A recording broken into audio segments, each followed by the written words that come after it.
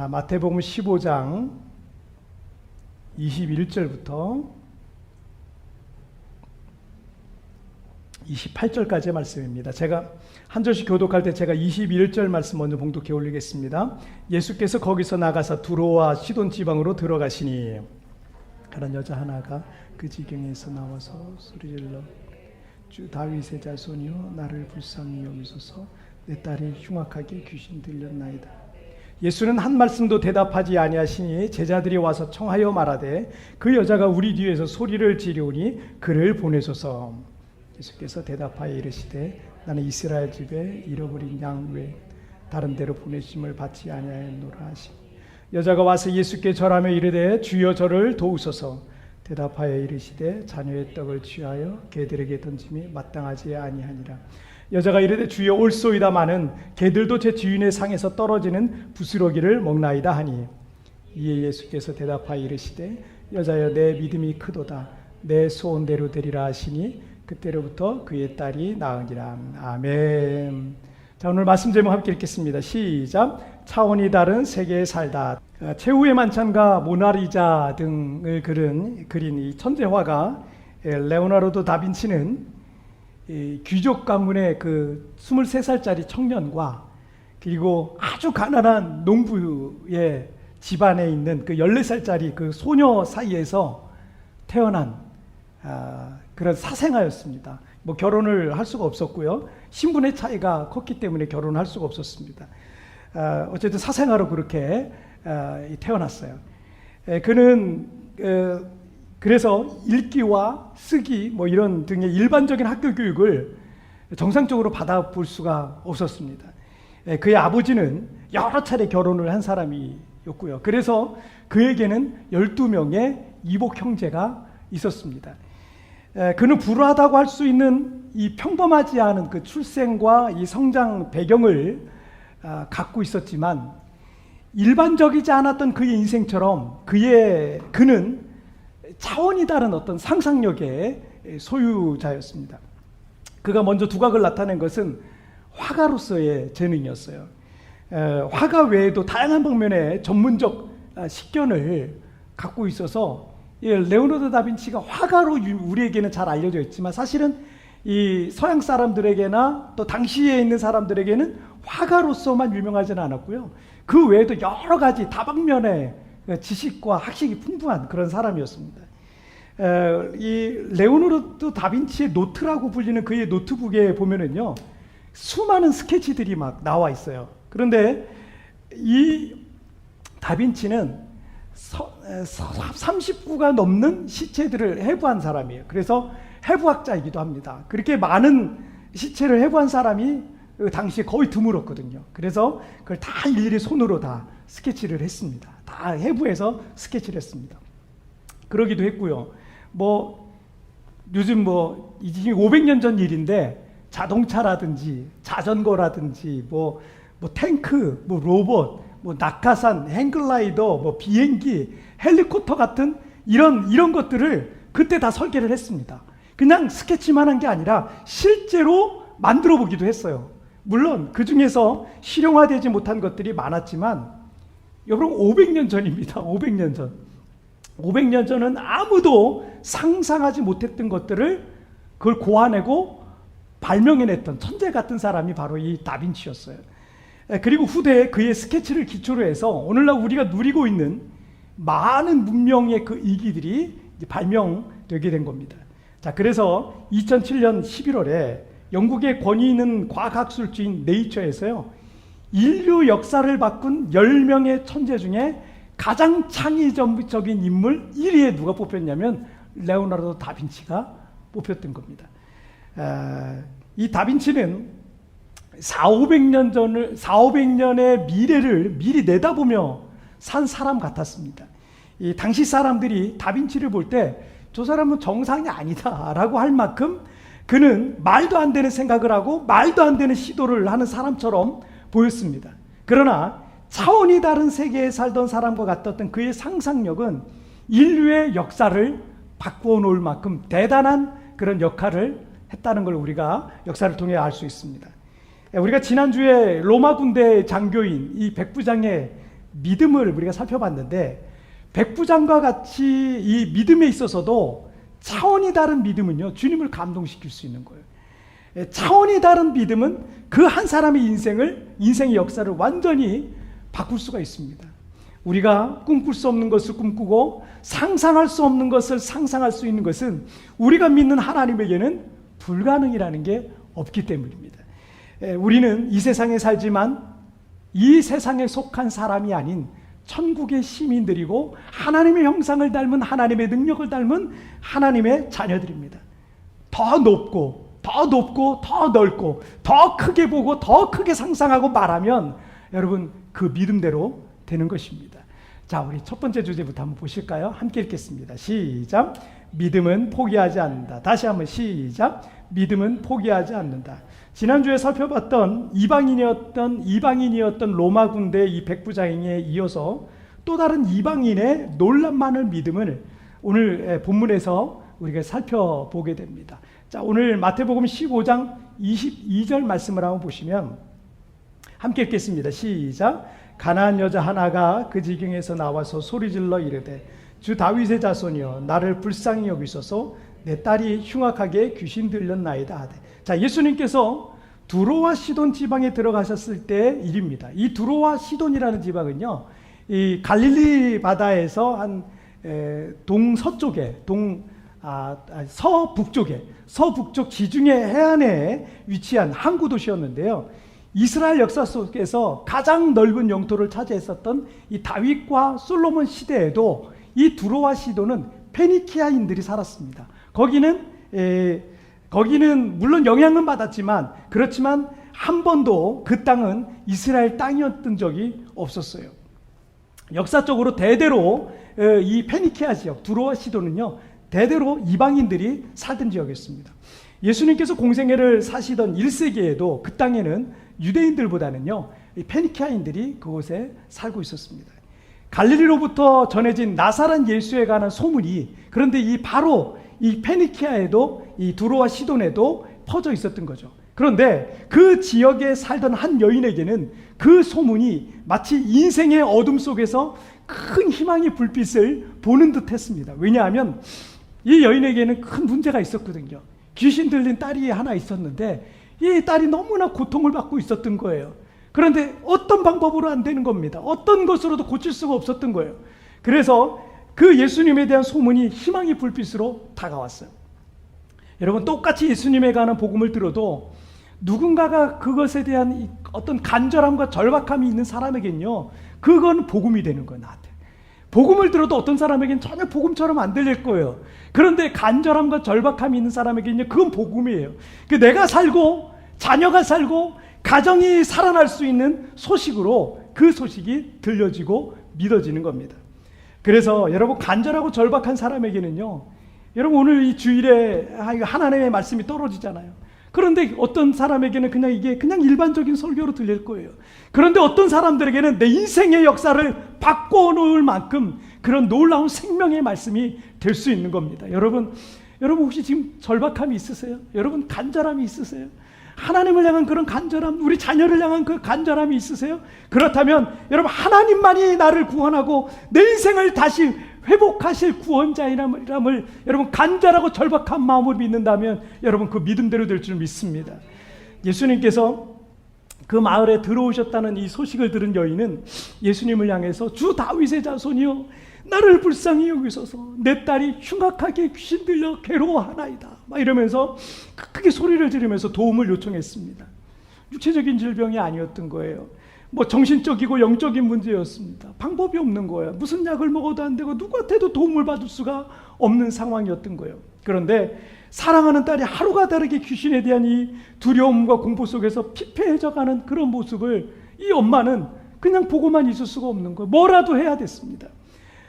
그러나 그 여인의 그 간절함과 절박함과는 달리 예수님은 그 여인의 간청에 한 말씀도 대답하지 않으셨어요. 여기서 우리가 한 가지 참고적으로 알고 있어야 되는 게 유대인들은요, 이방인들과 상종하지 않았습니다. 더더구나 이방인 여인과는요, 상종도 하지 않았어요. 말 섞지 않았습니다. 오히려 이방인들과 어울리고 이방인들과 식사를 하거나 이렇게 교제를 하거나 이런 거를요, 유대인들은 죄를 짓는 거라고 생각해요. 어렸을 때부터 그렇게 교육을 받아왔습니다. 그렇기 때문에 이방인들과 안 어울렸어요. 그런 어떤 사회적이고 문화적이고 종교적인 배경을 갖고 오늘 이 본문을 보면 조금은 이해가 좀 더 쉬울 것 같습니다. 자, 어쨌든 그 여인은 예수님과 제자들을 따라가면서 막 찢어질 듯한 목소리로 예수님을 부르고 도움을 막 요청하고 있어요. 유대인이었던 예수님께서 상종하시지 않으려고 아무 대꾸도 안 하시니까, 그런데 안 하시니까 여인은 계속해서 막 찢어질 듯한 목소리로 막 너무너무 소리를 질러서 목소리가 갈라지고 아마 그랬을 거예요. 그런 소리로 계속 도와달라고 울면서 막 통곡을 하면서 막 그러고 예수님과 제자들을 따라가는 거예요. 제자들이 예수님 좀 어떻게 좀 해 보십시오.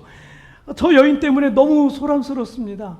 어차피 상종을 안 하실 거면은 단호하게 거절해 주시고 저 여인을 좀 돌려보내십시오. 이렇게 제자들이 말했던 거예요.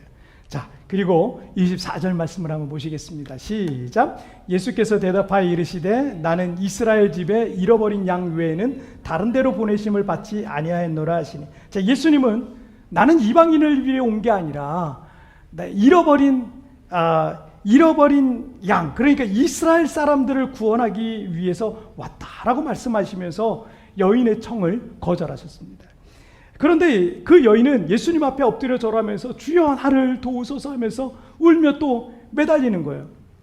아무리 예수님이 이스라엘을 구원하러 왔다 하시더라도 이 정도쯤이면 좀 도와줄 법도 하지 않겠습니까? 그런데 그 이후에 예수님은 더 충격적인 말씀으로 거절하시는 장면이 나옵니다. 26절 말씀 함께 읽겠습니다. 시작.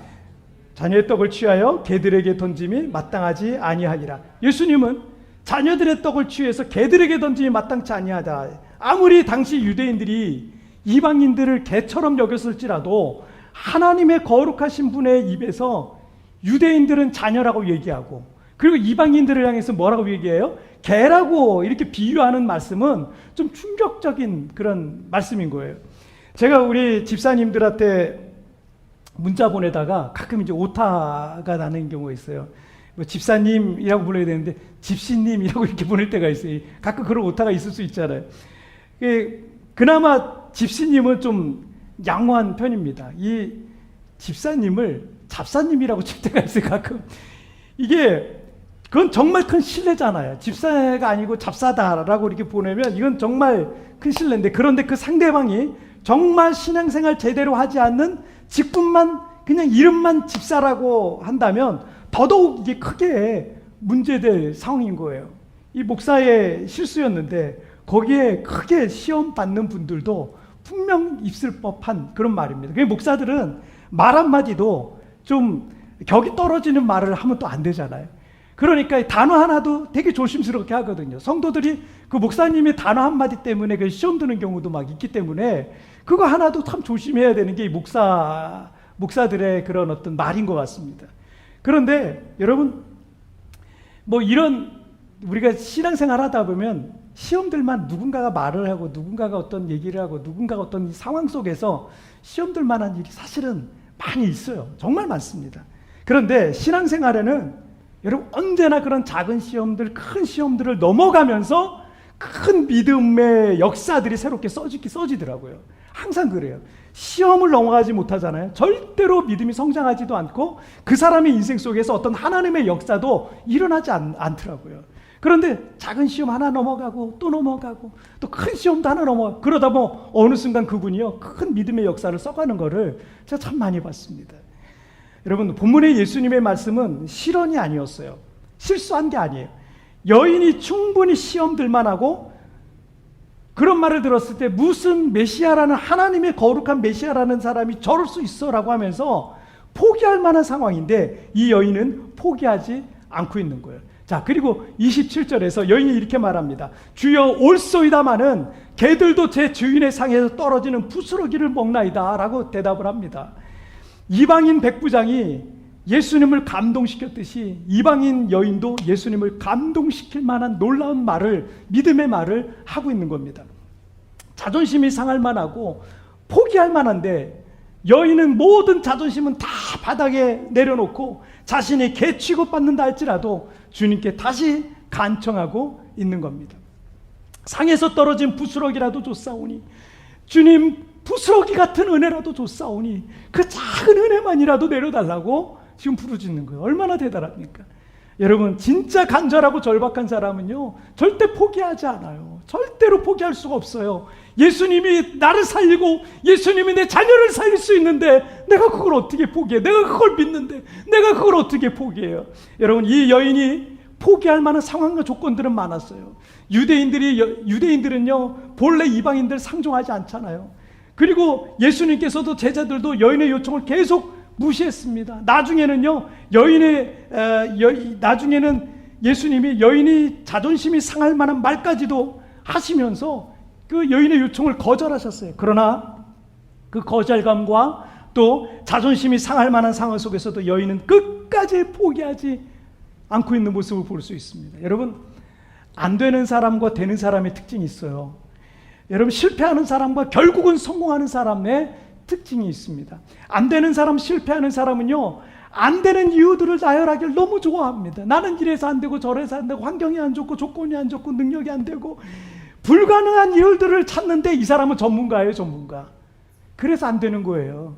그런데 되는 사람의 특징은, 결국은 성공하는 사람들의 특징은 어려운 상황 속에서도 가능한 이유들을 찾아내는데 선수입니다. 선수야. 어떤 상황 속에서도 할 수 있는 걸 찾아내요. 자기가 가능할 수 있는 것, 도전할 수 있는 걸 찾아내더라고요.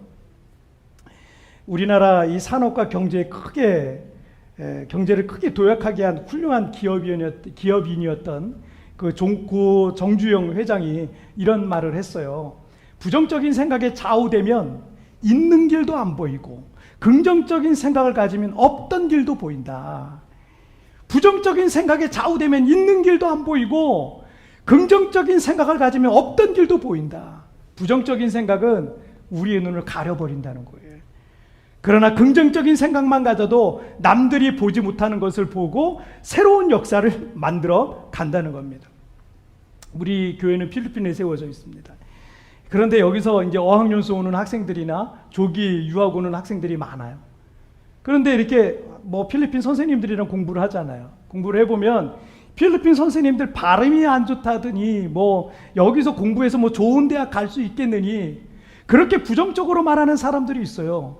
그런 사람들은 여기서 돈만 낭비하게 되고요. 학습적인 부분 절대 성공하지 못할 겁니다. 올해 여러분 필리핀에서 우리 자녀들이 공부한 자녀들 중에 미국의 유명한 대학에 장학금 받고 간 친구들, 싱가포르나 홍콩이라든지 영국의 여러 좋은 대학에 들어간 친구들이 있어요. 무슨 얘기냐면 필리핀에서도 공부하고 그래도 얼마든지 그게 가능하다는 거예요. 그런 역사들이 주변에 아주 많습니다. 여기 살려고 오신 사람들 중에 필리핀에 이런 것도 없고 저런 것도 없고 이런 것도 불편하고 저런 것도 불편하고 그렇게 불평만 하다 시간을 허비하는 분들이 있어요. 그런데 그런 부정적인 마음에 눈이 가려지잖아요. 그럼 여기서 얻을 수 있는 것도 없고 누릴 수 있는 축복들도 아무것도 없는 겁니다. 믿음의 눈을 뜨면 이 땅 같은 축복의 땅도 없는 거예요. 믿음의 사람들의 눈에는 이 땅이야말로 아직 아무도 손대지 않은 블루 오션과 같은 곳으로 보여지기 시작하는 겁니다. 여러분, 절대로 포기하지 마십시오. 믿음의 사람은 쉽게 포기하지 않습니다. 모든 부정적인 생각과 마음을 여러분 거부하십시오. 안 되는 이유들, 안 되는 조건들만 생각하지 마세요. 믿음의 눈을 뜨고 다시 보기 시작하면 될 수밖에 없는 이유들, 가능한 이유들이 여러분에게 보이기 시작될 줄 믿습니다. 자, 우리 두 번째 주제 볼게요. 함께 읽겠습니다. 시작. 믿음은 한계를 초월한다. 다시 한번 시작. 믿음은 한계를 초월한다. 저는 이 세상에 태어나 살다가 예수님을 믿게 된 것이 저에게 얼마나 큰 감사거리인지 몰라요. 저는 예수 믿기 전에 좀 부정적이고 비관적인 그런 성향과 기질을 갖고 있었기 때문에 제 삶과 인생과 미래에 대해서 긍정적으로 생각하지 못했었어요. 저는 1차원적으로 제 인생을 생각했어요. 1차원적으로. 보통 여러분 1차원은 선을 얘기하잖아요. 2차원은 면을 얘기하고 3차원은 입체와 공간을 얘기합니다. 1차원적인 생각을 하는 사람은 직진과 후진밖에 모르는 거예요. 직진과 후진. 앞으로 가는데 앞에 장애물이 나타나면 어떤 문제가 있으면 더 이상 못 가는 거예요. 이 사람은 가야 되는데 장애물이 나타났잖아요. 이 사람은 1차원이에요. 그냥 선밖에 없어요. 그래 못 가는 거예요. 근데 그 사람은 그 인생의 레일에만, 불행한 인생의 레일에만 머물러 있는 겁니다. 이런 사람의 특징은 환경과 상황과 조건에 영향을 많이 받습니다. 좋은 조건이면 좀 나은 삶을 사는 거고, 조건이 안 좋으면 불행한 삶을 사는 거예요. 그런데 예수님을 믿고 나니까 그 1차원적인 삶에서 2차원적인 3차원적으로 차원이 다른 시각을 제가 갖게 되더라고요. 인생에는 1차원만 있는 게 아니더라고요. 2차원적 시각을 갖게 되니까 면이 보이기 시작해요. 하나님께서 내 인생에 얼마든지 더 넓은 기회들을 주시고 있더라고요. 3차원적 시각을 가지게 되니까 하나님께서 내 인생을 입체적으로 선하게 이끌어 가시는 것을 느끼게 되겠더라고요. 인생은 직진과 후진만 있는 게 아닙니다. 위로도 아래로도, 그리고 동서남북으로도 퍼질 수 있는 다차원적인 인생을 여러분 우리가 얼마든지 살 수 있는 것입니다. 그래서 여러분 한 가지 실패했다고 해서 절망할 필요가 없는 게, 그 길이 아니면 또 다른 길을 만들면서 가면 되는 거예요. 동서남북이 다 막혀있으면 하나님께서 4차원적인 길도 내셔서 인간이 상상하지 못했던, 내가 꿈꿀 수 없었던, 내 힘과 내 능력으로 불가능했던 일들이 내 삶 가운데 일어날 수 있는 것입니다. 여러분, 우리의 믿음은 4차원의 세계로 나아가야 되는 겁니다. 선과 면과 입체로도 안 되는 것들을 하나님께서는 영적인 세계에서 믿음으로 가능하게 만들어 주시는 겁니다. 머리로도 안 되고 내 능력으로도 안 되고 과학적으로도 이건 불가능한 일이라 할지라도 하나님께서는 사막에 강을 내시고 광야에 길을 내시는 하나님이신 것을 믿으시길 바랍니다. 오늘 본문에서 예수님은 가나안 여인의 대답을 듣고 깜짝 놀라십니다. 1차원적으로는 불가능한 문제였어요. 유대인의 관습과 종교적으로는 불가능한 문제였습니다. 그리고 주님은 1차적으로 무시했죠. 2차적으로 또 거절했어요. 3차적으로 안 되는 이유들까지 말씀하시면서 또 거절하십니다. 그러나 여인은 주여 올소이다마는 개들도 제 주인의 상에서 떨어지는 부스러기를 먹나이다 라고 말하자 주님께서는 그 이방인 여인이 차원이 다른 믿음을 갖고 있다는 것을 아시게 됩니다. 자, 그리고 28절 말씀 함께 읽겠습니다. 시작. 이에 예수께서 대답하여 이르시되 여자야 내 믿음이 크도다 내 소원대로 되리라 하시니 그때로부터 그의 딸이 나아. 예수님께서 그 여인에게 여자야 내 믿음이 크도다 내 소원대로 되리라고 하시니까 그때로부터 그의 딸이 나았다라는 거예요. 주님께서 여인의 믿음을 기뻐하시면서 말씀하신 것이 내 믿음이 크도다 내 소원대로 되리라. 자, 이 말씀은 믿음의 크기에 따라 그 소원이 무엇이든 이루어진다는 얘기예요. 다시 말해서 믿음은 한계가 없다는 얘기입니다. 왜냐하면 하나님은 우리의 한계를 뛰어넘는 분이시기 때문입니다. 하나님의 능력은 하나님의 능력을 우리의 한계에 가둬두면 안 됩니다. 내 생각으로는 불가능하고 내 경험으로는 도저히 불가능한 문제라 할지라도 하나님에게는 한계가 없습니다. 믿음에는 불가능이 없는 것입니다. 얼마 전에 우리나라도 자체 개발한 우주 로켓 그 나로호를 우리가 쏘아 올렸는데 그 어마어마하게 크잖아요, 우주 로켓이. 근데 그 우주 로켓에는 맨 꼭대기에 뭐가 있냐면 인공위성이라는 게 실려 있어요. 우주 로켓 자체는요 수십 미터가 될 정도로 큰데 그 인공위성은 1m 정도밖에 안 되는 작아요. 크기가 크지 않습니다. 그거 우주 로켓을 보내는 최종적인 목적은 결국 이 인공위성을 우주 궤도에 지구 궤도에 올려놓으려고 그러는 거예요. 그런데 인공위성이 어느 정도 높이에 올라가서 이 인공위성이 최소 시속입니다. 시속 7.9km면 우리가 눈 깜짝할 사이에 여기서부터 저기 다른 섬이 하나 있고 막탄 섬이라고 있거든요. 그 섬까지 눈 깜짝할 사이에 그만큼 날아가는 거. 엄청나게 빨리 날아가는 거죠. 시속 7.9km의 속도로 이 궤도 위에서 날아가잖아요. 그러면은 그때부터 지구의 중력의 영향을 벗어납니다. 그래서 지구 주위를 영원히 계속 돌 수 있게끔 되는 거예요. 그래서 로켓의 역할은 그 인공위성이 그 높이까지 올라가서 초속 7.9km로 지구를 돌 수 있도록 로켓이 어마어마한 그런 그 세기로 그냥 세게 밀어주고 쏴주고 그래서 빠르게 해가지고 그 궤도까지 그 속도로 올려주는 거예요. 자, 그게 로켓의 역할이에요. 자, 그런데 그 전까지는 중력의 영향을 받아요. 모든 거는 그래서 다 땅으로 떨어지게 돼 있습니다. 그런데 고도와 속도가 어느 정도 기준에 딱 다다르잖아요. 그때부터 중력을 거슬러요. 중력의 영향을 안 받는다는 얘기죠. 여러분, 우리의 믿음에도 중력을 거스르는 단계가 있습니다. 중력의 영향을 받는 단계는 어떤 상황과 문제가 나를 확 끌어다니잖아요. 어떤 상황, 문제, 어떤 사람들의 말, 뭐 이런 거에 그런 게 문제가 나를 끌어당기잖아요. 그러면 거기서 시험에 빠지고 좌절하고 낙심하고 포기하는 아직도 연약한 믿음의 단계예요. 하지만 로켓과 인공위성이 어느 정도 고도에 올라가고 어느 정도의 속도를 유지하면 더 이상의 어떤 중력의 영향을 받지 않고 지구 궤도를 영원히 도는 것처럼 여러 가지 문제들, 상황들, 불가능해 보이는 것들이 우리를 막 흔들어도 어느 정도 궤도에 올라가잖아요. 믿음이 떨어지지가 않아요.